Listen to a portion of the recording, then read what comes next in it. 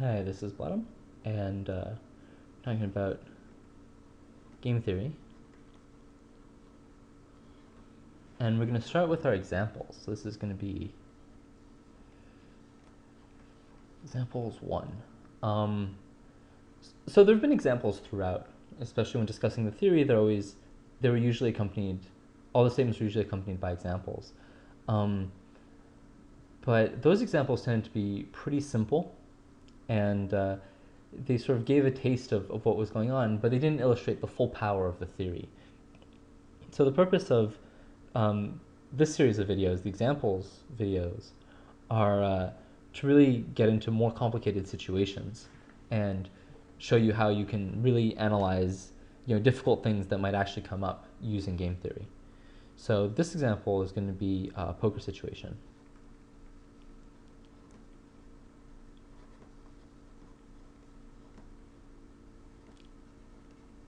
So Alice and Bob are playing poker. And it looks like this. It looks like you've got Alice with a stack of money. It's 25 bucks, maybe in pennies. And then in the middle of the table, you've got a really big stack of money. This is 50 bucks. So this is the current pot. And then you've got Bob over here with $25 himself. And so Alice has a good hand 15% of the time, and a bad hand the rest of the time.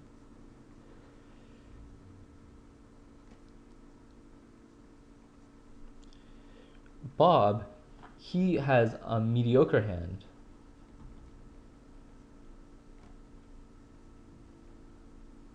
all the time. So what these hands actually are don't matter that much.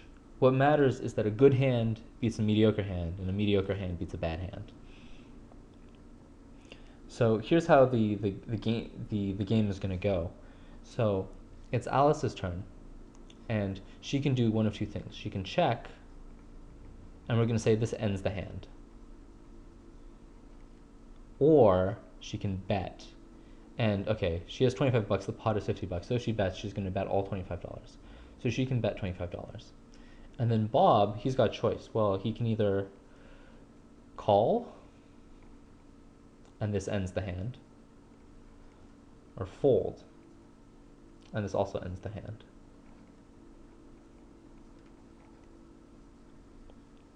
So this is how the game is going to go. And the natural question to ask is,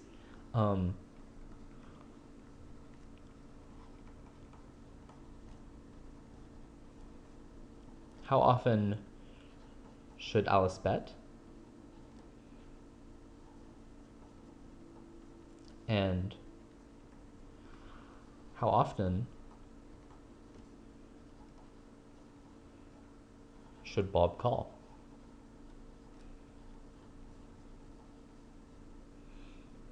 So let's use some game theory to answer this question. So the way we're going to do it is we're going to use the indifference principle to calculate equilibrium. And that'll be our starting point. So the way you do this, you say EV of Bob calls. Well, so what happens when Bob calls? Well, there are two things that could happen. Either Alice has a good hand or Alice has a bad hand. When Alice has a good hand, then Bob loses his $25 if he calls.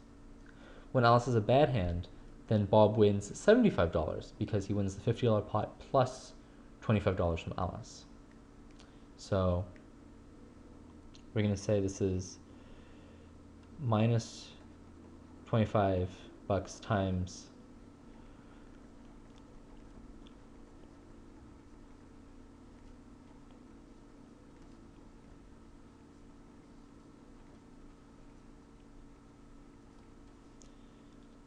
so he loses $25 whenever Alice has a good hand, and he wins $75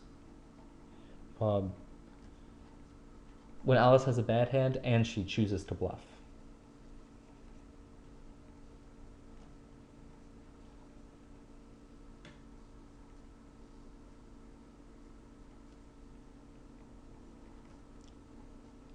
So you see there's this extra clause here, and bets. The reason that extra clause is not here is because when Alice has a good hand, if you look at this game tree, suppose Alice has a good hand. So if she checks, what happens? Well, the hand is over. We reach showdown. So both players reveal their hand and the better hand wins. Well, Alice has a good hand, Bob has a mediocre hand. So Alice is winning the $50 pot. If she bets, well, then what could happen?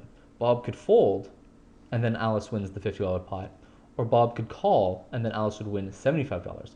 So there's no reason for Alice to ever check if she has a good hand, because if she bets, she's winning at least as much, right? The worst case scenario is that she still wins $50, the $50 pot, but there's also some chance that she'll win money from Bob calling the $25. So Alice is always going to bet when she has a good hand. So this is the EV of Bob's call. It's given by, these payoffs times these probabilities of these outcomes. Now what about EV of Bob folds? All right, well, this one's much easier. The EV of Bob folding is $0 because when Bob folds, he doesn't make any money, but he doesn't lose any money, right? You might think that he loses some money because he's not winning the pot, but that's not true. When we say that Bob doesn't win or lose any money, we mean that Bob doesn't have to write a check to Alice or anything. The hand is just over and we go to the next hand. Bob still has his $25 in front of him and doesn't have any amount of the $50. So the indifference principle says these two things are the same.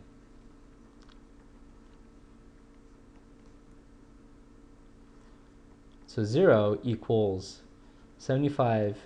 So Alice has a bad hand and bets. Let's call this number P. And then minus 25, and this is 1 minus P, right? So let's say that P is the probability that Alice's bet is a bad hand.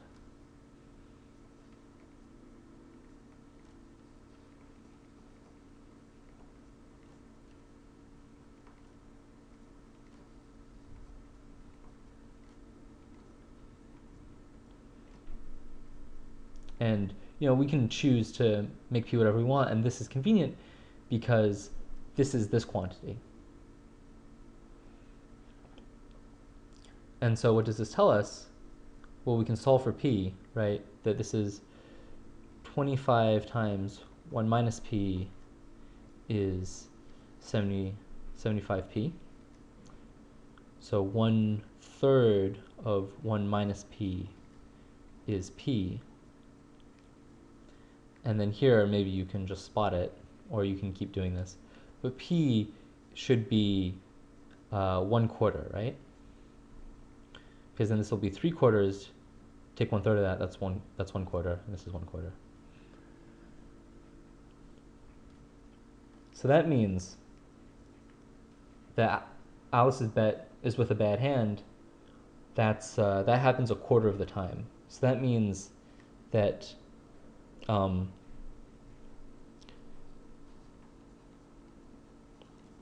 Alice has 1 bluff for every 3 good hands.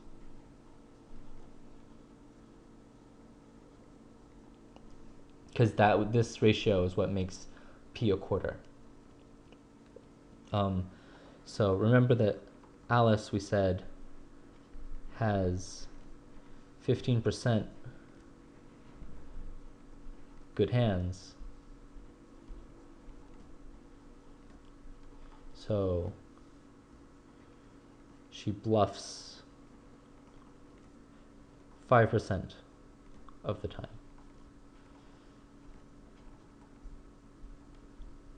And well, she has a bad hand 85% of the time. So this means 1/17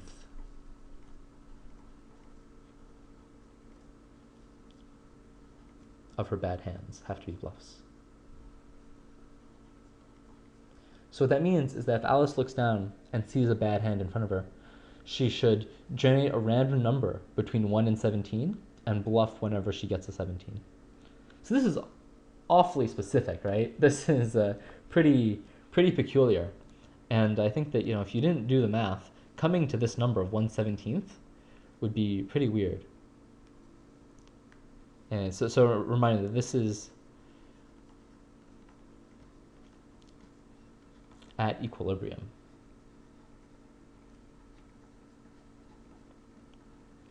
And remember, the strategy that I currently recommend is to start off in a match by playing the equilibrium strategy. And I said that it was useful to know the equilibrium strategy for two reasons. One is it lets you take this defensive stance initially, and the second thing is that it helps you exploit your opponents, because you can easily tell which side of equilibrium. If you can tell which side of equilibrium they're at, you know how to exploit them, and you don't have to do the calculation. All right, so now what about Bob? So for Bob, what we have to do is we have to say, so to figure out Alice's thing, we looked at Bob's EVs, we equated them. His EVs were a function of Alice's decision-making process, and we solved for Alice's decision-making process.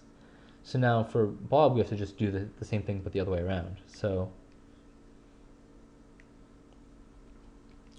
the EV of, again, she's always going to bet with her good hands. So we have to just look at her action with a bad hand. So the EV of her betting with a bad hand, or bluffing, should be equal to her EV when she checks a bad hand. So, okay, when she checks, what's the EV? Well, this is easy. Her EV is $0, because when she checks, she knows she's going to lose, right? She's got a bad hand, Bob has a mediocre hand. Mediocre hand is going to win. So it's the same argument as Bob folding. So what about when Alice bluffs? Well, this is going to be, it depends on what Bob does. So when Bob folds, she's going to win $50. So it's $50 times the probability of a fold. But when he calls, she's going to lose $25. So it's $25 times prob of a call. So let's say Q is the probability that that Bob calls. Then the indifference principle says 0 equals 50 times 1 minus Q minus 25Q. Right, because whenever Bob doesn't call, he folds. So that's why you get 1 minus Q here.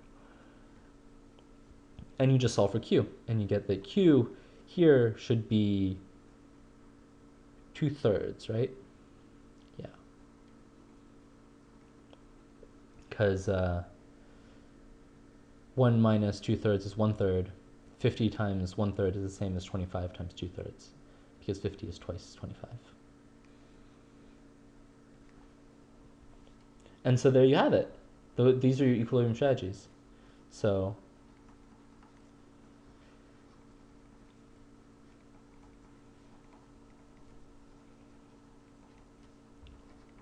at equilibrium,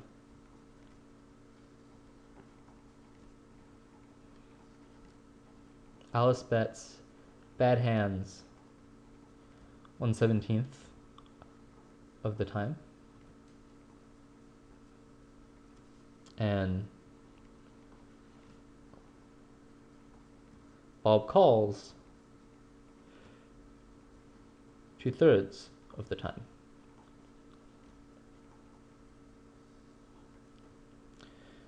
So this is good to calculate a Nash equilibrium. So you know that if you're in this situation, this is the strategy you should start off by playing. So now let's do some toy example to see how to exploit people. So suppose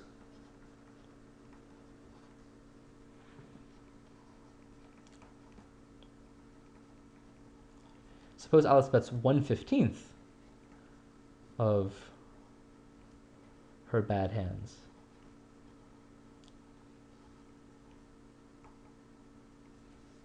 And we wonder, how do we crush Alice? How do we maximally exploit Alice? So what is the maximally exploitative strategy versus Alice? So you can pause your video and think about this if you like.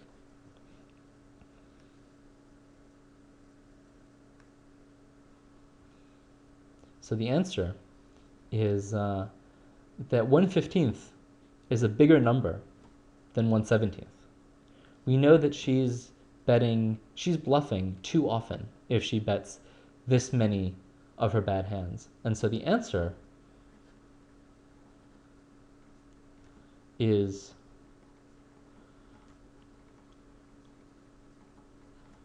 Bob should always call. Right? Because we said there was a proposition that the maximally exploitative strategy, there's always a maximally exploitative strategy that's a pure strategy. So Bob has two strategies here, two pure strategies, always call or always fold. And well, if you think about it, if she's bluffing too often, do we want to always call or do we want to always fold? And the answer, of course, is that we want to call if she's bluffing too much, because she's not going to have a good hand often enough. She has more bad hands in her bets, so by calling, we do better all of a sudden. We're not indifferent anymore. But of course, okay, you don't believe me. So let's check. Let's calculate the EVs. So let's say EV of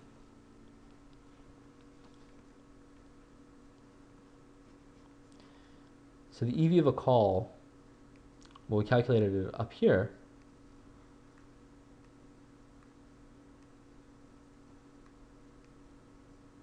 Is this much. We lose $25 when Alice has a good hand, and we win $75 when Alice has a bad hand and bets.